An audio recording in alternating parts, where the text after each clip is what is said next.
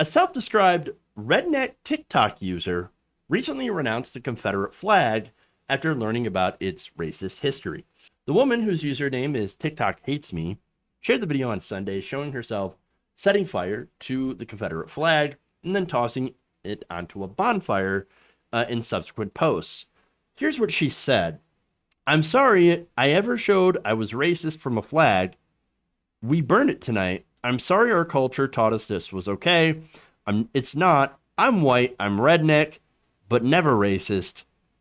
Rip to this racist flag." I love it. Hell yeah. This is what I like to hear. And, somebody growing and delivering themselves from terrible ideas and ideologies is a wonderful thing. Absolutely wonderful. Moreover, what's interesting is this kind of breaks the idea that rednecks are synonymous with racism. In reality, of course, they're not. Racism actually comes in many different forms than you would realize. In fact, more often than not, or I guess more often than you would realize, racism often wears a business suit. From members of Congress that's promoted segregation to white business owners that mandated that we had white-only fountains, or the Klansmen that would wear a hood at night but a police uniform during the day. Some of those that work forces, right? Again, it's let's get that trope out of the way. Let's just say that being a redneck does not make you a racist. You know what makes you a racist? Being racist. And sometimes racist attitudes, well, I should say a lot of the time, they're handed down from places of ignorance. Racism itself is a form of ignorance. And how do you defeat ignorance? Well, you defeat it by learning things. The issue here is that a lot of those people that are racist, the ones that wear the suits and set the laws and really hand down the culture, well, they're the ones who profit personally and financially from keeping black people down and keep working class black people and white people fighting each other. They control the information. So she gives an example of this in another video where she says this. I don't really remember being taught about it in school. It wasn't like this is the flag or this is what it means. It wasn't that. I don't remember ever learning about it in school. Now, there's a reason for that, of course. Texas prints a lot of the school books used across the country. And as a result, leaves out a lot of things. For example, they left out things like the Tulsa Massacre, Black Wall Street, the usage of the North Virginia battle flag to intimidate black people during civil rights. That North Virginia battle flag, of course, is most commonly referred to as the Confederate flag. It's the one we see the most. Not only that, but the things they leave out is in the books are the horrible treatment of their Chinese people during the time where they were building the railroads. Indigenous people, Trail of Tears. A lot of that either gets glossed over very briefly or gets entirely left out of the conversation. And there are books that also didn't even dive into the horror that was slavery.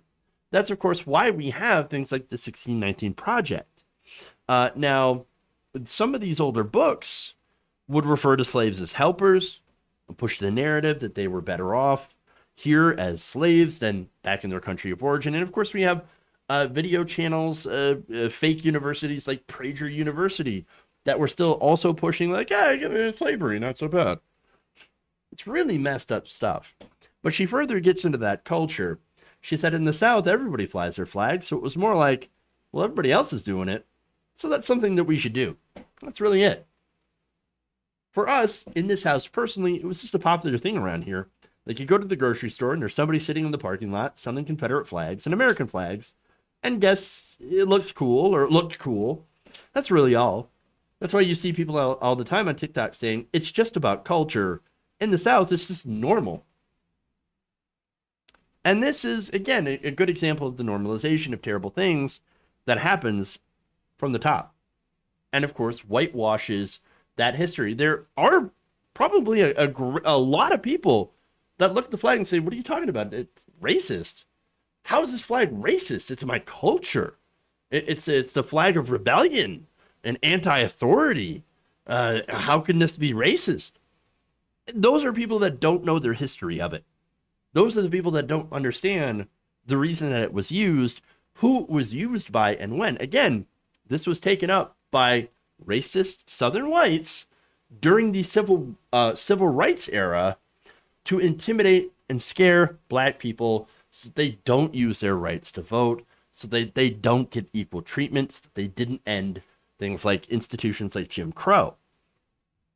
So now, what's great here in this situation, in this story, and why I love it so much, is that you have this woman who's part of that culture going and learning about it and saying, wait a minute, this is bad. It turns out that this flag, like, they're not just saying that the flag is racist for no reason. I actually looked into the history of it. Turns out they're right. It is pretty racist. I don't like this anymore. So you've got to go look for this information. And in that culture, by the way, if you do look for that information, well, you're kind of considered an outsider. Oh, you don't understand. How could you turn against your family? How could you turn against the culture of the South? And the South shall rise again. You know? And in fact, in response to a comment on the video claiming that they won't like this, the TikTok user defended people who actually unknowingly supported the flag. So stay with me on this one. Quote, "This is the comment I hate the most. They are the people that I love the most. We're doing one step at a time around here. It's pretty much starting with me." Well, you got to start somewhere. "We literally had one of our dearest friends sitting behind us screaming jokingly, of course, 'Don't burn my flag.' It wasn't his flag, but something that he genuinely loves. And we did it anyway. So those people that y'all think are getting so mad, they think that we're stupid for changing our ways because they don't see it as racism, because they don't understand, because they don't know better." And I think she's right to an extent, for sure. Again, a lot of this is ignorance. And when shown the history, a lot of people look at that and say, oh man, you're right, that does suck. I'm not in favor of this. And then, of course, again, it can be solved by learning things, by information, knowledge, of course, talking to people who are different than you, getting to know them, understanding their perspective, listening to them. All those are very, very big things. But I think the real problem here is the people who do actually know the history and what it stands for and still perpetuate the lies that are totally fine with the racism represented in this flag because they believe that racism to be justified. These are, of course, the so-called race realists who think that, oh, no, racism is justified because black people aren't smart. They're dumber than white people, and they're more prone to violence, and therefore we shouldn't worry about, funding them, sending them to better schools. We shouldn't worry about giving them, better opportunities because they're just going to waste it anyway because they're not smart enough to appreciate what we've given them. They think that black people are more criminal and dumber because of genetic factors. That idea did not come from working class redneck people. That came from people in the higher echelons of society, the elites. Remember, the Civil War was fought over slavery. Who wanted to keep the slaves? It wasn't the working class people in the South. No, it was wealthy, landowning whites who didn't want to pay people. They dehumanized an entire group of people, stole them, brought them over on slave ships, sold them, dehumanized them so that they could have a cheap labor force and make money. A free labor force, I should say. And they're still doing this in a way by saying, well, we shouldn't pay them well. We shouldn't worry about educating them well. We should cut welfare. We should preserve these institutions.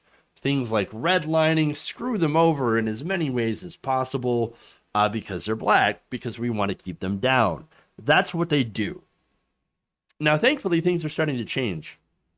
But it is slow going. And this is a good example of really changing hearts and minds and educating people to push past the old propaganda of those elites who would love to keep the black population or black community down, as well as the white working class community too.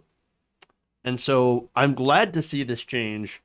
But of course, we've got lots more work to do before we can, actually solve that racism that's pervasive in this society. But hey, hats off to this redneck for educating herself and putting that awful, awful symbol of racism back where it belongs, in the trash bin of history. If you enjoyed this video, please give us a like and share with your friends. You can subscribe and help out the channel by becoming a patron. It's patreon.com/Jeff Waldorf, or you can become a channel member as well by hitting the join button below.